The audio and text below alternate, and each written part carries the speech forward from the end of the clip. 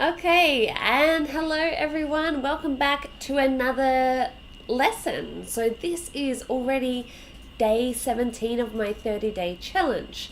And so I thought, why not do some useful idioms? So some useful expressions, which is handy if you are talking to a native English speaker, or you want to understand native English speakers because they are not always very logical. But they are also a bit of fun to learn. So I've got 7 useful idioms that I actually use regularly. So hello everyone, we've got Clesio, Mohammed, Paulino, Maria, Durse, who else? Jane, of course. It's really good that you're all coming back each day, so you're all sticking to the challenge as well. So let's get started. So remember, if there is something that you would like me to teach, so we're just past halfway through the 30-day challenge. So if there is anything you would like me to teach during this 30 days, then please let me know in the comments. Okay, so today we've got common English idioms, 7 of them, and they're ones that I really use. So our first one, ring a bell. Ring a bell. So that means it sounds familiar, like it's ringing a bell in your mind. Have you seen the show Tiger King? It rings a bell. It sounds familiar. What's it about? Okay, so I use this quite often if we're talking about maybe a person. Do you know James? James Mason. It rings a bell. His name rings a bell, so it sounds familiar. So it's a really useful one to use in friendly conversation.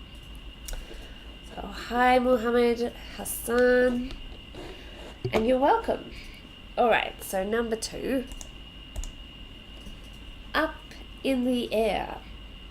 So this is when things are uncertain, or you're unsure about something. And I think definitely with the current crisis, and I hope you are all staying healthy, but with the current crisis of the coronavirus, we don't know what is going to happen. There are many rules and different rules in different countries, but I think most countries have a rule about staying home and not going out unless you must go out.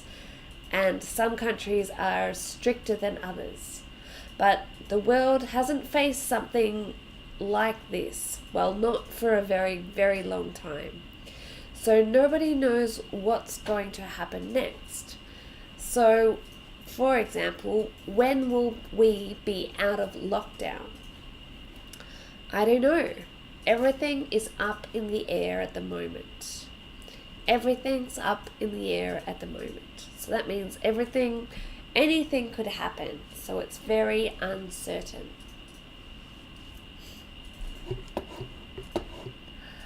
Okay, so we've got a good question here from Bakit on Facebook. So he has asked, let me just add it down here.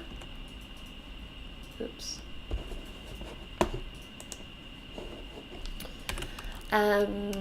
Rack your mind.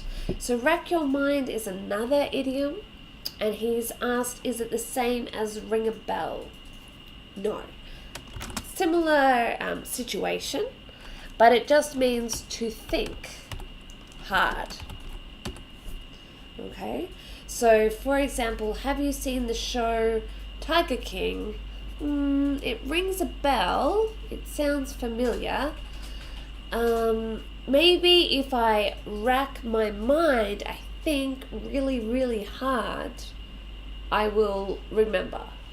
Okay, so Still about thinking and your mind, but different meaning. Gassan, what makes a great teacher? Good question. Okay. Alright, so our next one, get over something. Get over something. So that is when you're no longer worried or upset about something, or when you recover from something. So I've tried to make some sentences related to the coronavirus. So this coronavirus is having such a big impact. It will take a long time for the world to get over it and go back to normal. So in this situation, it's very similar to recover, to get over something.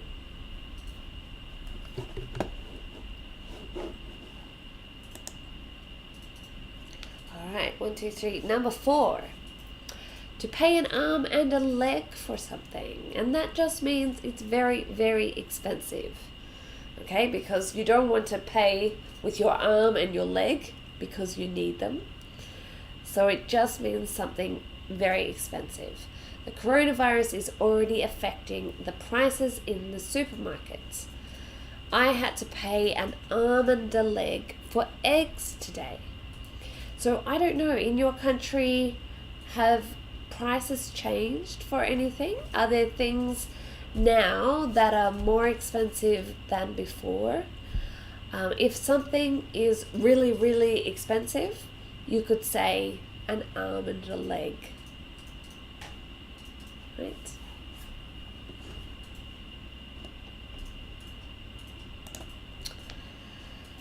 A piece of cake. So you might know this one. It just means easy. So I thought working from home would be hard, but actually it's a piece of cake. So the opposite of hard, the opposite of difficult, easy.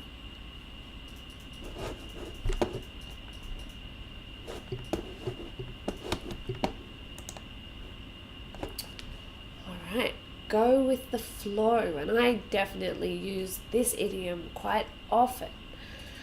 And it just means relax and see what happens. So I don't know where it came from, but I imagine that the flow of the river, because you can't control where the river goes, you can't stop the river, you just have to, in a boat like this, you just have to go with the flow. Move this over a little bit. So with coronavirus, everything is different and uncertain, or up in the air. Everything is different and up in the air at the moment. Work, study, we can't even see our friends. It's not forever though. We just have to go with the flow. So we can't try to change it. We can't control it. We just relax and go where it takes us.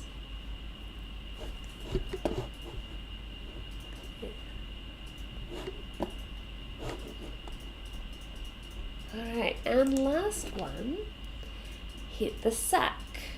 And this means to go to bed. I want to stay up and watch the movie, but I'm going to hit the sack.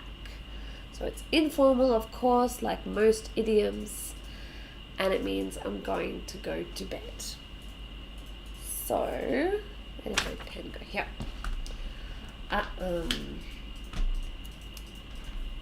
Before I had, instead of going to, we could have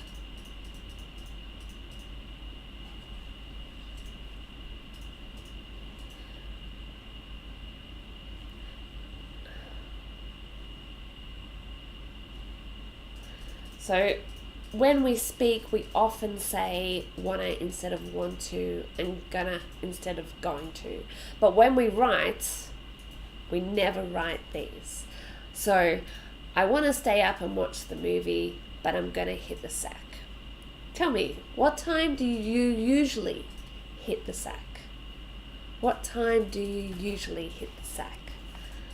So for me now in Australia, it is 9 p.m. or just after 9 p.m. at night. So probably after this lesson, I'm going to hit the sack. Hi Julie and hi Hung. I'm glad you've made the live ones now. So remember, you can ask me a question. So let's just go through them quickly. So ring a bell sounds familiar. Up in the air, uncertain. To get over something means to recover. To pay an arm and a leg for something is something that's very expensive. A piece of cake, easy. Go with the flow means sit back, relax, and just let it happen. And hit the sack means go to bed. Oh my goodness, Buckheads. Nowadays, under quarantine, I hit the sack at 4 a.m. That's very late. Very, very late. I guess you are studying English all night. Okay, so in yesterday's class, I talked about the differences between American English, Australian English, and English from the UK, and a little bit about New Zealand. I talked about vocabulary and also pronunciation. And somebody, I think it was Yuri, asked me what music and movies or television shows are good if you want to learn about or practice Australian English. So today I had a think, or Bakrit, I racked my brain and I came up with this list. So of course there's a lot of music, like in every country, and it depends on the type of music you like. But I chose these 3 Australian singers. They are pop style, popular music, but they also sing quite clearly. So sometimes you listen to music in English and you can't hear the words very clearly, but I think these 3 singers sing very clearly. Yes, so Clessio's written a sentence. I used to hit the sack at around 10:30 p.m. Correct, very good. What time do you hit the sack now? So used to is in the past, okay? Alright, so TV shows. We'll just make this a bit smaller. So the first one here is called A Place to Call Home. And it's a drama, but it's set in the past. But it also covers a lot of Australian history. I think there's quite a few, maybe 5 or 6 seasons of it. So there's lots of episodes. And I think it's easy to watch. It's interesting. And also it talks a lot about Australian history. So if you're interested in Australian history and culture, then A Place to Call Home is a really nice way to learn.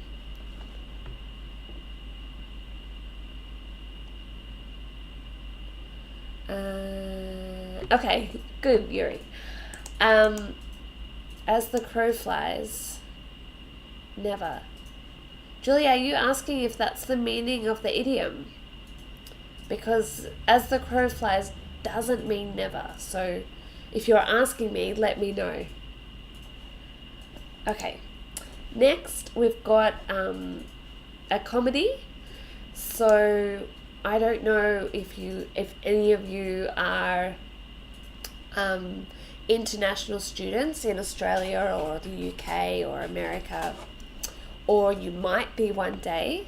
But this is a comedy show about international students, and this is the picture. So it's all about this one international student in Australia and his friends. So I guess modern Australian culture.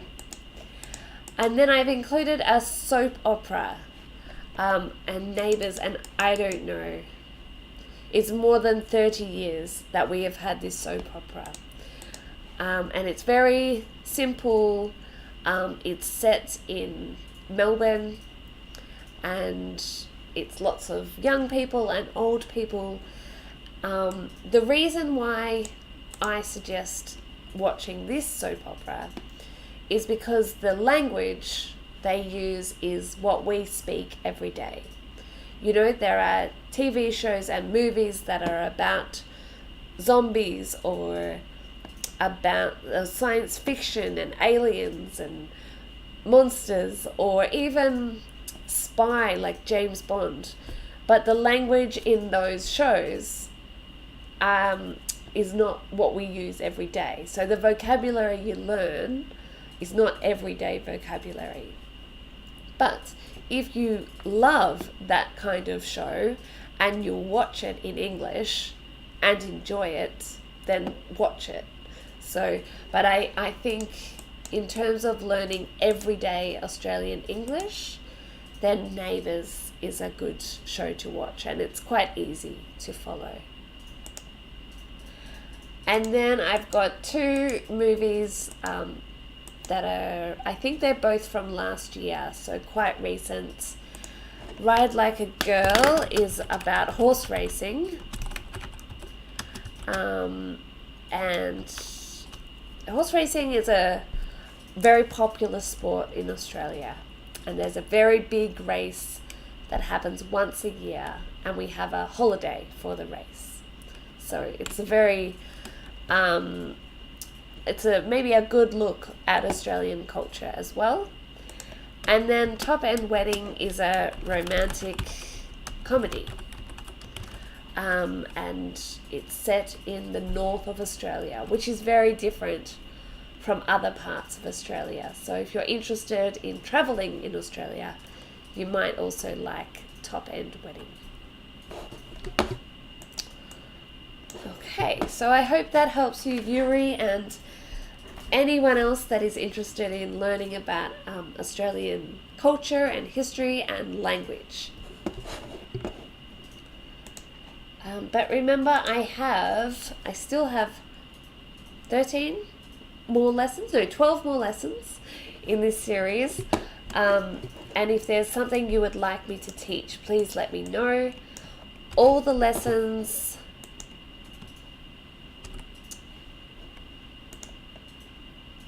are available. I'm just sending you a link in the comments on this page, but also on Facebook and YouTube.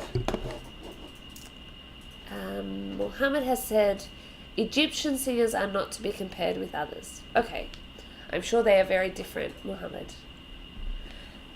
So let me know if there's something you'd like me to teach, if you have any questions, and I'll try to answer them at least by the next class. Thank you very much for watching. I look forward to seeing you all again tomorrow. Have a great day or evening. I am